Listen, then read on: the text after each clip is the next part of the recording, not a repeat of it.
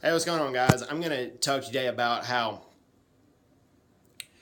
we should not approve of Moon Jae-In's foreign policy and that his foreign policy is going to be a failure if he is elected as president. And let me explain why that is going to be.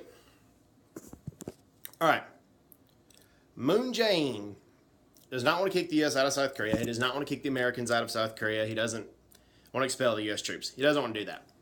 But what he wants to do is he wants to make an equal alliance with China where the U.S. and China are equally allied with South Korea. And that is a recipe for disaster, and let me explain why. Okay, number one, China attacked Korea in the Korean War. And the Korean War was less than 100 years ago, okay? This was more recent, okay? Number two, in the sinking of the Cheonan in 2010, China did not want to hold North Korea accountable, okay? After the evidence was reviewed by Sweden, Canada, Australia, UK, South Korea, and the USA, the South Korean government offered China to come to South Korea and come look at the evidence that the Cheonan had been sunk by North Korea, but the Chinese government refused to go, okay? They did just about everything they could to try to not hold North Korea accountable for the sinking of the Cheonan. Okay? All right. Number three. All right. Okay. Deployment, opposing the deployment of the THAAD in South Korea. The way that THAAD is set up, the only missiles it can shoot down is North Korean missiles. And it is a 100% deterrent against North Korean missile attacks. Okay? All the THAAD can do to Chinese missiles where China is located, and all that it can do is monitor Chinese missile movements. So nobody's planning on invading China anytime soon. China doesn't face a lot of threats. Why would China want to be building up their missile defense system? That's my first question. Second question is, all it does is monitor those missile movements, and China's not under a lot of threat, so why would they need those missiles? And if China's not going to use those missiles against anybody for offensive capabilities, they won't have anything to worry about. If the THAAD sees the missile movements and the THAAD determines that those missiles are used for defense purposes, it's not going to cause any trouble. And then Moon Jae-In wants to cancel the THAAD. What that will do is that will put South Korea more vulnerable to North Korean nuclear attacks, and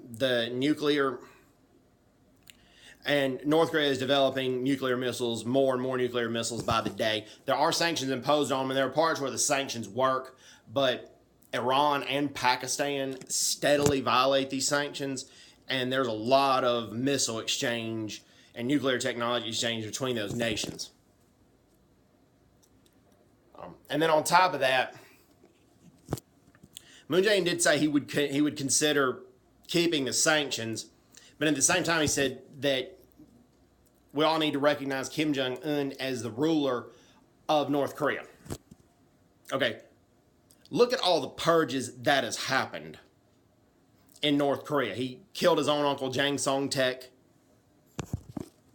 He has executed cabinet members for sleeping in meetings. This man cannot be trusted. Okay? Recognizing him as a legitimate ruler, when he has not ruled that country legitimately, he's ruled it like a tyrannical dictator. That is just going to embolden him more to execute more political opponents, to execute more prisoners. And North Korea has basically endorsed Moon Jae-In. Moon Jae-In has been mentioned 29 times in North Korean newspapers. And North Korea said that they cannot have another conservative candidate win.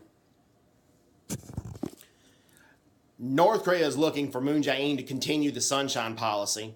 And because Moon Jae-In worked for No Moo-hyun's administration, and No Moo-hyun did the same thing, he actually donated 4 times more to North Korea than did Kim Dae-jung. And North Korea thanked South Korea. They really didn't thank them. They slapped them in their face. I said thanks sarcastically. They thanked South Korea by testing a nuclear weapon. In 2006, they tested a nuclear weapon. Then in 2007, Moon Jae-In worked for No Moo-hyun, was South Korean, worked in the United Nations for South Korea. And he called and asked the North Koreans how should he vote on the human rights situation. So we can go from this saying that Moon Jae-In will not condemn North Korea on human rights, never mind that North Korea is one of the most, if not the most, gross human rights violators in the world, and the human rights violations spill over to donations that they get from South Korea, the food and all that was in the Sunshine Policy. It did not go to the people who were starving. It did not go to the hungry people. There's a lot of defectors in South Korea right now that said when the Sunshine Policy was going on, we didn't see the food. We didn't see anything. And that the government is, Kim Jong-un does not need to get any fatter than he is, but he'll get fatter on all the food donated by South Korea during a new Sunshine Policy, which I believe will happen under Moon Jae-In. And that will, one of the first people that the food went to, aside from the government officials, was the military. The military, and there were a lot of fusses and a lot of harsh words to Kim Dae-jung and No Moo-hyun from a lot of South Korean army commanders that were on the North-South Korea border, because basically the Sunshine Policy loosened security along the DMZ. And North Korea's exercises along the DMZ didn't change. They actually increased during that time.